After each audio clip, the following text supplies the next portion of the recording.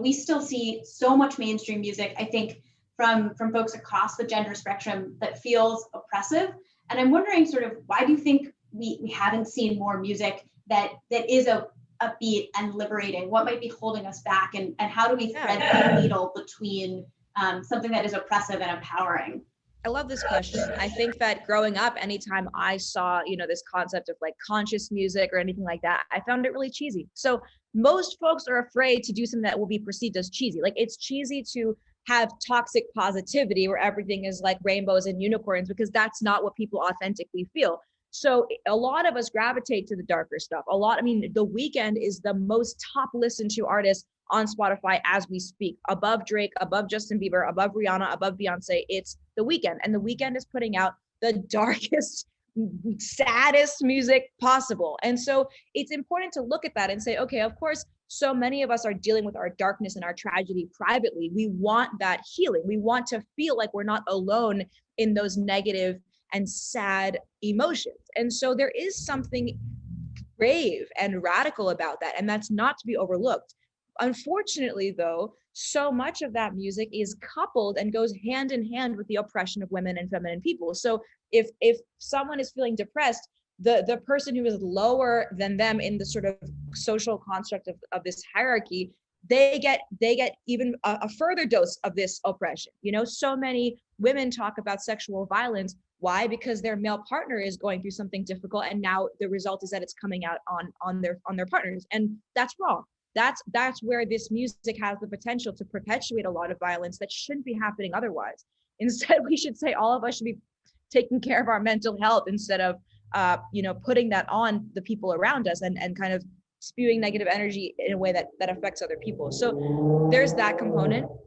I think that women very much so perpetuate a lot of these stereotypes because who doesn't want to feel sexy? Of course. Who doesn't want to feel empowered through their sexiness? But that cannot be the only place we access power. That cannot be the only place we access power. It is reductive to us. It doesn't allow us the fullness of our human experience. It doesn't allow, it actually holds society back because it prevents us from making contributions that have the potential to push society forward in so many aspects of life, not just through our sex and sexuality, and obviously the ability to reproduce and physically have the next generation of people. And then I think it's also important to say that it takes enormous amount of bravery to push back on the places that society has designated okay for women, girls, trans folks, queer folks to operate. It takes an enormous amount of bravery, and it takes an enormous amount of wisdom and enormous amount of self-awareness that we believe in something better. We believe that something is better and accessible to all of us. And then finally, with positivity, and why don't we make more uplifting music beyond the fact that people perceive it to be cheesy? I think I always say, what is my truth? My truth in this moment is that when I listen to something uplifting and healing, it makes me feel good. So that's the kind of music I want to play for somebody else. And when I listen to music where somebody else is stepping into the fullness of their personal power, despite everything in society that holds us back, that is sexy to me. That turns me on. That makes me feel good. That makes me go out and want to feel my own confidence because somebody else is now showing me what's possible. And so that is what I continue to try to do in my music.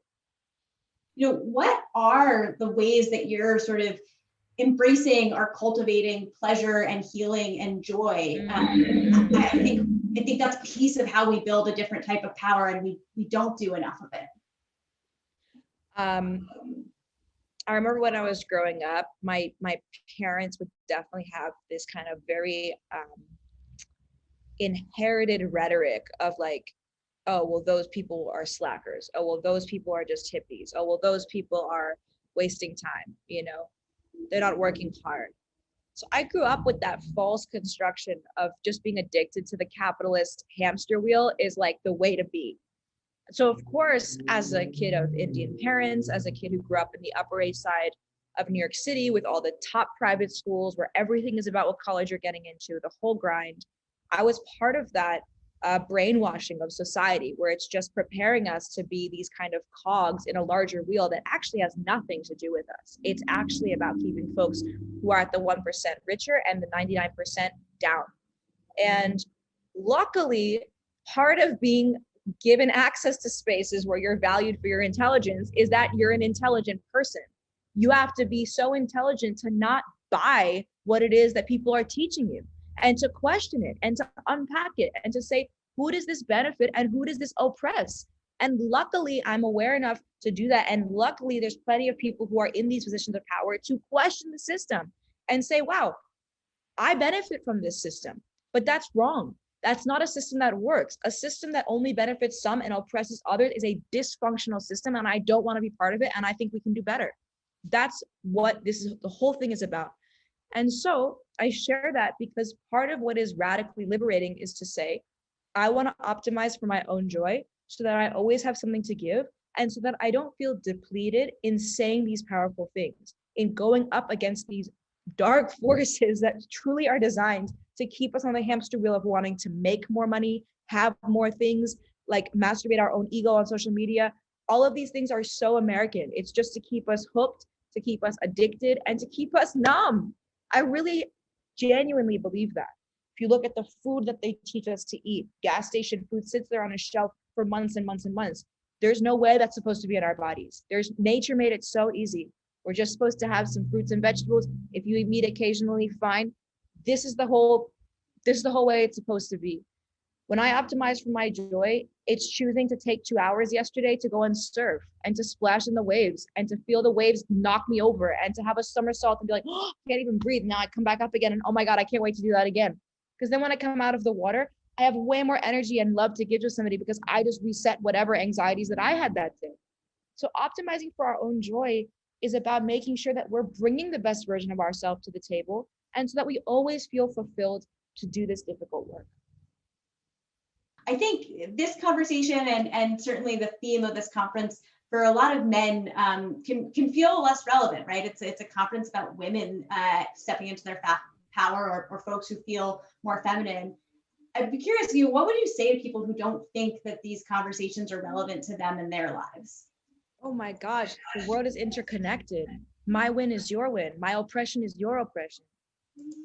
If I were somebody listening to this, in the same way, I've been given the privilege to listen to conversations of folks who are just differently abled.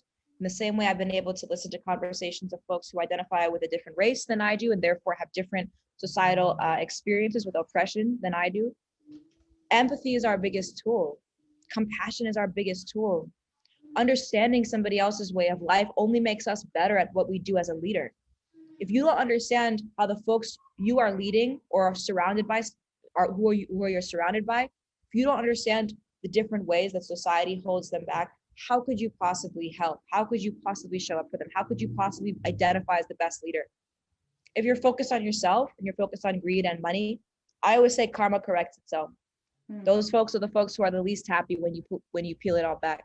So if you're listening and maybe you don't identify as a woman, as somebody who's gender nonconforming, as someone who these issues may not affect directly, you should want to know as much as you can, because this is one of the most empowering ways you can be a leader.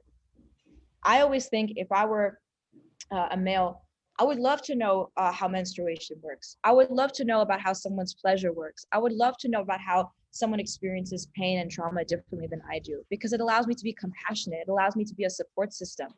That increases my value as a person. That increases my desirability as a person.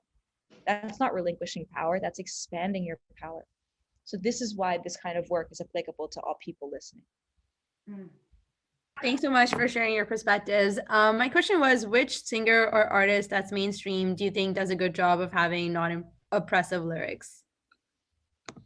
I really love listening to Kehlani's music. I really love that Kehlani is open in her sexuality in terms of who she is attracted to. And then I also love how sexually empowering her lyrics are. I think it's so beautiful to dance between the nuance of tenderness and emotional depth and vulnerability, but then also know that you feel sexy and that you know how to turn somebody on, and that you enjoy being able to do that. I think that's something that is missing in our industry, which is, I think, female perspective on sex positivity in a way that is really sexy.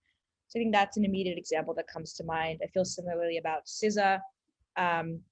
Because I think a lot of times people think that like being feminist is like, I don't know, performing masculinity or like trying to be aggressive or any of these things. And like, I strongly disagree with that. I think feminism is just about being liberated to tell the truth, about being liberated to say from an empowered place, I'm on my cycle this week and I don't feel good. And that's so normal and okay. And let's like talk about that and be honest about that. You know, that's the feminism for me. I'm trying to do more of that in my own music, in fact. And it's been really fun to write this album, which is far more tender and emotional than my last two albums, which were a little bit more heady and political because that was kind of the space that I was in. But in this quarantine, it's been so fun to be so open and vulnerable about my own emotional power so that I can give light to other people to do that. So we have an anonymous question that came in. What is the best advice you've gotten that's made you feel comfortable just being yourself? Be compassionate. I heard a very talented Tibetan monk speak just a few months ago. There's a translator and someone asked that same question. What's the main advice you can walk away with, that we should all walk away with? And he just said one word, which was whatever the word is for compassion. The translator translated it. And I got goosebumps because I always feel compassionate, and I've actually struggled with that. You know, it's a concept called empathy unmanaged, where we empathize so much at the expense of ourselves. The point of empathy is actually to empower ourselves, not to bring us to our own demise. So the difference of that is somebody else is mad at me. I listen instead of trying to assert my own power. I understand why they feel the way they do.